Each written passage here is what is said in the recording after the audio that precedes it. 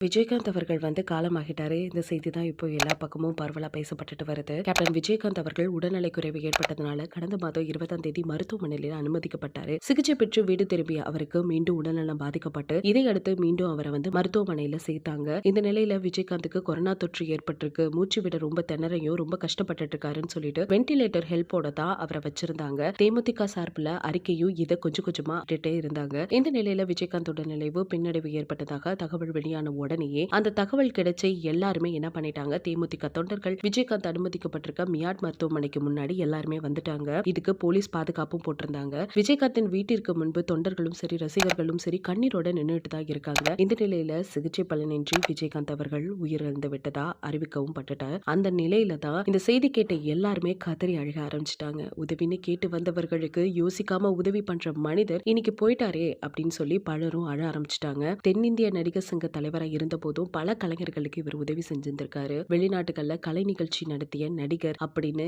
இவருக்கு ஒரு பேருமே இருக்கு. அதையெல்லாம் வேற யாராலும் இனிமே செய்யவே முடியாது. எங்க கேப்டன் இப்படி உடம்ப பாத்துக்காம போயிட்டாங்களே அப்படின்னு சொல்லிட்டு எல்லாருமே மனசு நொந்து போய் அவங்களோட ஃபீலிங்ஸை வெளிப்படுத்திட்டு இருக்காங்க. இங்க மாதிரி இருந்த மனுஷன் இன்னைக்கு எலும்பு தோழுமா ஆகிட்டாரே, இப்படி இறந்துட்டாரே அப்படின்னு சொல்லி கேப்டனுக்கு இப்படி ஒரு மரணம் வராம இருந்திருக்கலாமே அப்படின்னு ஒரு பக்கம் பேசிட்டு வராங்க. கடந்த சில ஆண்டுகளாகவே அவர் மருத்துவமனையும் வீடுமா தான் இருந்தாரு. தேமுதிக பொதுக்குழு கூட்டம் தான் விஜயகாந்த் கலந்துகிட்ட கடைசி கூட்டம் அப்படின்னு யாருக்குமே தெரியாம போயிடுச்சு. விஜயகாந்த் குறித்து அவரோட ரசிகர்கள் நம்மிடம் ஒரு சில விஷயங்களை பகிர்ந்திருக்காங்க. அதை பத்தி தெரிஞ்சுக்கலாம். கம்பீரமா வாழ்ந்த மனுஷங்க அவரு. அப்படிப்பட்டவருக்கு தானாவே நடக்க முடியாம உட்கார கூட முடியாம பொம்மை போல இருந்துட்டு இருந்தாரு. பார்க்க ரொம்ப வேதனையாவே இருந்துட்டு இருந்துச்சு. அப்படிதான் இத்தனை நாள் கேப்டன் இருந்துட்டு இருந்தாரு. அவர் இல்ல அப்படிங்கறத ஏற்க கொஞ்சம் கஷ்டமா தான் இருக்கு. ஆனா அவர் இருந்து இப்படி கஷ்டப்படுறதுக்கு அவர் இல்லாம போனதே நல்லதுன்னு சொல்லியிருக்காரு. கேப்டன் போல ஒரு நல்ல உள்ளத்தை பாக்குறது ரொம்பவே கடினமான ஒரு விஷயம். உதவி அப்படின்னு சொல்லிட்டாலே நம்மளுக்கு ஓடி போய் செய்யற ஒரு மனுஷன்னா அவர் மட்டும்தான். கண்டிப்பா அவரோட ஆத்மா